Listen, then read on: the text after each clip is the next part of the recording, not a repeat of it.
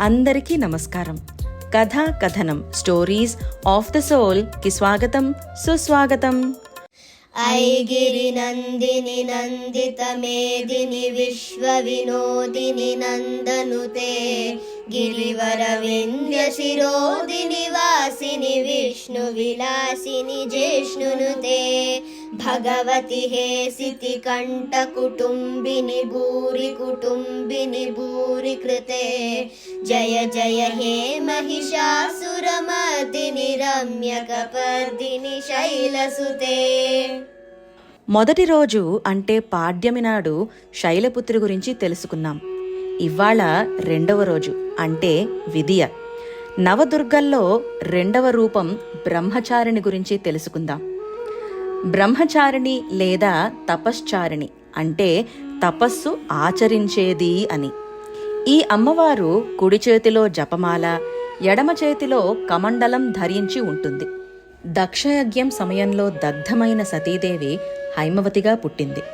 చిన్నప్పటి నుంచి ఈమె శివుణ్ణి వివాహం చేసుకోవాలని అనుకునేది. ఒకరోజు నారద మహర్షి వచ్చి శంకరుణ్ణి భర్తగా పొందాలి అంటే ఎంతో ఘోర తపస్సు చేసి ఆయన్ను మెప్పించాలి అని చెప్పాడు. అప్పట్నుంచి ఆమె శంకరుణ్ణి గురించి తపస్సు చేయటం మొదలుపెట్టింది. తపస్సు ఆచరిస్తున్నది కాబట్టి అందరూ ఆమెని తపశ్చారిణి అనేవారు. కాలక్రమేణా అది బ్రహ్మచారిణి అయ్యింది.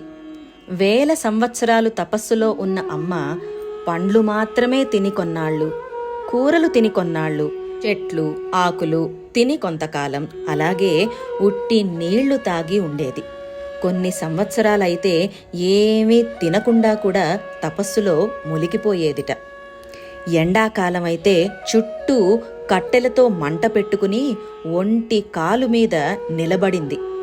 శీతాకాలంలో పీకల్లోతు నీటిలో నిలబడి తపస్సు చేసిందంట. ఆకును పర్ణం అంటారు. ఆకులు కూడా తినకుండా శివుని కోసం తపస్సు చేసింది కాబట్టే అపర్ణ అని పిలువబడింది. ఈ రకంగా ఎన్ని విధాలుగా శరీరాన్ని కష్టపెట్టాలో అన్ని విధాలుగా కష్టపెడుతూ తపస్సు చేసింది. ఈ ఘోర తపస్సు వలన పార్వతి శరీరం చిక్కి శల్యమయ్యింది. ఒకనాడు మేనకాదేవి అంటే పార్వతీదేవి తల్లి పార్వతి దగ్గరకు వచ్చి ఈ స్థితిలో కూతుర్ని చూడలేక, ఉమా, తపస్సు వద్దు అని ప్రాధేయపడింది. ఊ అంటే ఓయమ్మా, మా అంటే వద్దు, కలిపితే ఉమా అంటే ఓయమ్మా తపస్సు వద్దు అని అర్థమంట. అప్పట్నుండి పార్వతి ఉమా అని కూడా పిలువబడింది.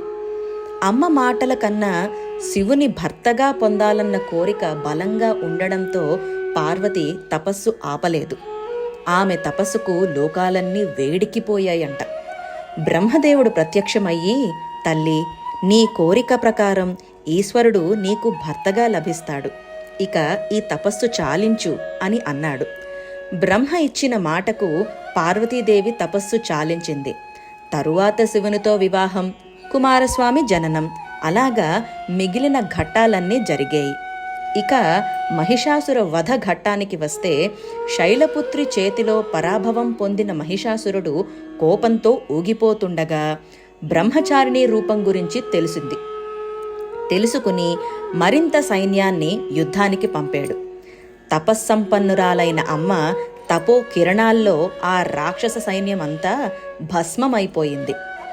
దేవతలంతా పరమానందంతో అమ్మకు మొక్కేరు. బ్రహ్మచారిణి రూపంలో ఉన్న దేవి సిద్ధులకు అనంతమైన ఫలితాలిస్తుందంట. త్యాగము, వైరాగ్యము పెరుగుతాయి. అలాగే మనసు నిశ్చలంగా ఉంటుంది. ప్రతి చోట విజయం సిద్ధిస్తుందంట.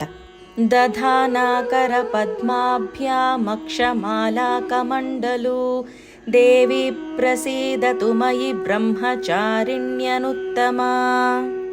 ఈ కథను దేవి కథాసుధ పుస్తకం ఆధారంగా రూపొందించాం. తప్పులు ఏమైనా దొర్లి ఉంటే మన్నించండి.